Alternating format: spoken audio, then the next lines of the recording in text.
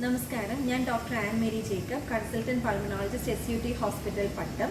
ഇന്ന് നമ്മൾ സംസാരിക്കാൻ പോകുന്നത് മഞ്ഞുകാലത്തെയും മഞ്ഞുകാല ശ്വാസകോശ രോഗങ്ങളെയും പറ്റിയാണ്. മഞ്ഞുകാലം ഏറ്റവും അധികം ബാധിക്കുന്ന അവയവമാണ് ശ്വാസകോശം. ശ്വാസകോശത്തെയും ശ്വാസകോശ നാളങ്ങളെയും ഒരുപോലെ ബാധിക്കുന്ന സമയമാണ് മഞ്ഞുകാലം. അപ്പോൾ നമുക്ക് മഞ്ഞുകാലത്ത് ആസ്മ, COPD, ILD അല്ലെങ്കിൽ അലർജി, ബ്രോങ്കൈറ്റിസ് തുടങ്ങിയ രോഗങ്ങളുള്ളവർ പ്രത്യേക ശ്രദ്ധ കൊടുക്കേണ്ടത് വളരെ അത്യാവശ്യമാണ്. ഇതിൽ നമുക്ക് ഓരോന്നിനെയും പറ്റിയും നോക്കാം.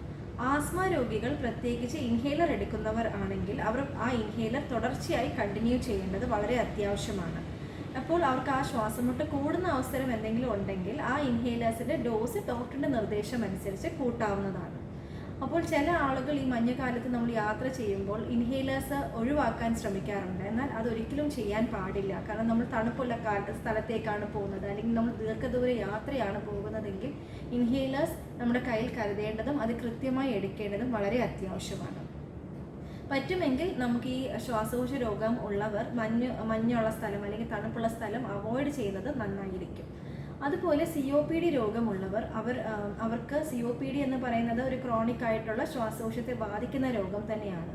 അപ്പോൾ അവർക്ക് വരാനുള്ള സാധ്യത ഇൻഫെക്ഷൻ എന്ന നിലയിലായിരിക്കും കൂടുതൽ. അപ്പോൾ അങ്ങനെയുള്ള രോഗികൾ നമുക്ക് കൂട്ടം കൂടുന്നത് അല്ലെങ്കിൽ തിരക്കുള്ള സ്ഥലങ്ങൾ ഒഴിവാക്കേണ്ടത്, അതുപോലെ ഇൻഫെക്ഷൻ വരാതിരിക്കാനുള്ള മുൻകരുതലുകൾ എടുക്കേണ്ടത് വളരെ അത്യാവശ്യമാണ്. അപ്പോൾ നമ്മൾ എങ്ങനെ കോവിഡിനെ നമ്മൾ പ്രതിരോധിക്കാൻ ശ്രമിച്ചിരുന്നു? നമ്മൾ മാസ്ക് ഉപയോഗിച്ചു, നമ്മൾ സാമൂഹിക അകലം പാലിച്ചു.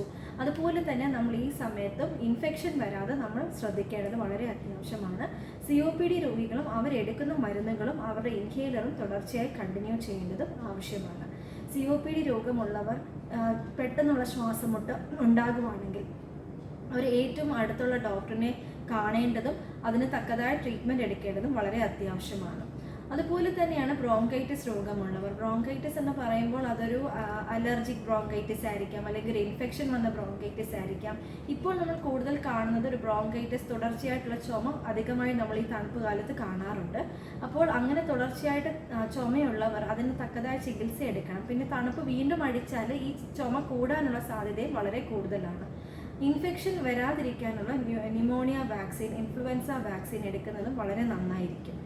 ഈ കാലത്ത് നമ്മൾ ഈ മഞ്ഞുകാലത്ത് നമ്മുടെ ഹെൽത്ത് മെയിൻറ്റെയിൻ അല്ലെങ്കിൽ നമ്മുടെ ഇമ്മ്യൂണിറ്റി മെയിൻറ്റെയിൻ ചെയ്യുവാനായിട്ട് നമ്മൾ ഹെൽത്തി ഡയറ്റ്, സമീകൃത ആഹാരം കഴിക്കേണ്ടത് വളരെ അത്യാവശ്യമാണ്.